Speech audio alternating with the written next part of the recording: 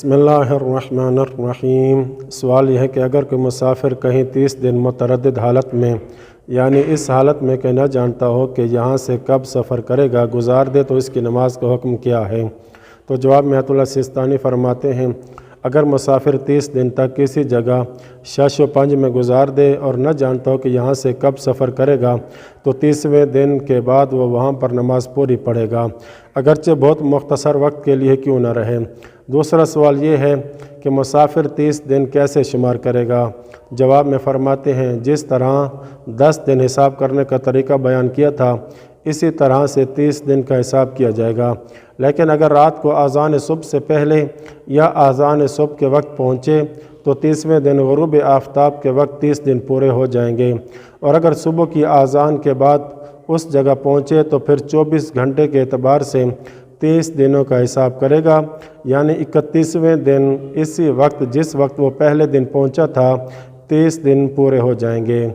تیسرا سوال یہ ہے، اگر کوئی 9 دن یا اس سے کم دن رہنے کا قصد کرے اور جب معین مدت مکمل کرے تو پھر مزید 9 یا اس سے کم دن رہنے کا قصد کرے اور پھر اسی طرح آگے اس کی نیت جاری رہے تو اس کی نماز کا حکم کیا ہے؟ تو جواب میں فرماتے ہیں، اگر اسی طرح اس کے وہاں 30 دن گزر جائیں تو 30ویں دن تک اس کی نماز قصر ہوگی اور 30 دن مکمل ہونے کے بعد اس کی نماز کامل ہوگی، اگرچہ بہت کم عرصہ مزید وہاں رہے۔ چوتھا سوال یہ ہے، اگر کوئی مسافر 30 دن کسی ایک جگہ پر نہ گزارے بلکہ 2 یا 2 سے زیادہ جگہوں پر رہے تو 30 دن گزر جانے کے بعد اس کی نماز کا حکم کیا ہے؟ جواب میں فرماتے ہیں، 30 دنوں کے بعد اس مسافر کی نماز کامل ہوتی ہے جو ایک ہی جگہ یعنی ایک ہی شہر یا گاؤں میں رہا ہو، لہٰذا اگر 30 دنوں میں سے کچھ دن ایک جگہ اور کچھ دن دوسری جگہ تو 30 دنوں کے بعد بھی اس کی نماز قصر ہی رہے گی۔ پانچواں سوال یہ ہے،